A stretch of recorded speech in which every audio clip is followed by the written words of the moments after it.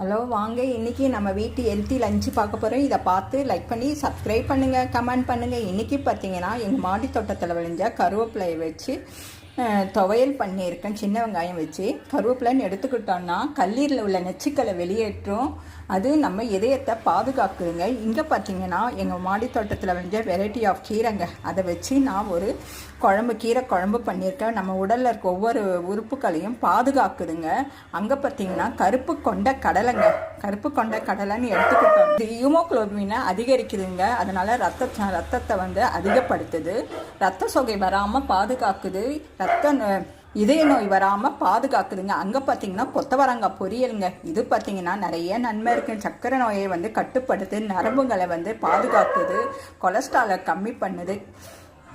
இங்கே செம்பருத்திங்க, இதயம் படபடப்பு இருக்கிறவங்களுக்கு சாப்பிட வேண்டியது. அங்கே நீர் மோருங்க, வாயு பிரச்சனை உச்சியை தரும்.